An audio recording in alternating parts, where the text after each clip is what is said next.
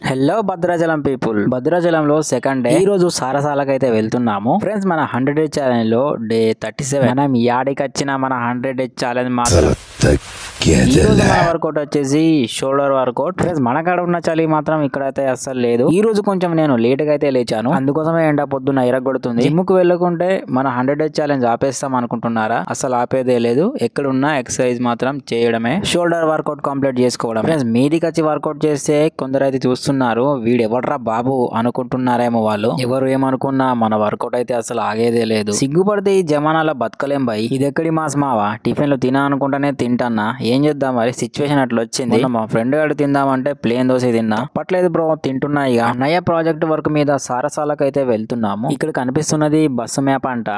ఇది బస్ అంట. మ్యాటర్ ఏంటంటే రీసెంట్ గా కర్నూలులో బస్ యాక్సిడెంట్ జరిగింది కదా, సో ఆ బస్ ని బేసిక్ గా తీసుకుని ఒక ప్రైవేట్ స్కూల్ వాళ్ళు వాళ్ళ స్టూడెంట్స్ కోసం ఒక బస్ ని తయారు చేయమని చెప్పారు. మ్యాటర్ ఏంటంటే అన్నయ్య ఎలక్ట్రానిక్ ఇంజనీర్. ఇక్కడ కనిపిస్తుంది కోడింగ్, జావా, పైథాన్ ప్రోగ్రామ్, అదేందో అది మీకే అర్థం కావాలి. సో ఒకవేళ బస్ నుంచి ఫైర్ వచ్చిందనుకో, ఆ ఫైర్ ని డిటెక్ట్ చేయడానికి అంటే ఆపడానికి ఒక ప్రోగ్రామ్ అయితే తయారు చేస్తున్నాడు అన్న. దాన్ని వాళ్ళు పిల్లలకు స్కూల్లో ప్రెజెంటేషన్ చేస్తారు. అంటే వాళ్ళ స్టూడెంట్స్ కి మంచిగా అర్థం కావడానికి ఇలా చేస్తున్నారు అన్నమాట. అందుకోసమే మీరు టైం వేస్ట్ చేసుకోకుండా ముందు చదువుకోండి ఫస్ట్. సో వర్క్ కంప్లీట్ చేసుకుని రిటర్న్ రూమ్ కి అయితే వెళ్తున్నాము. Day 37 completed.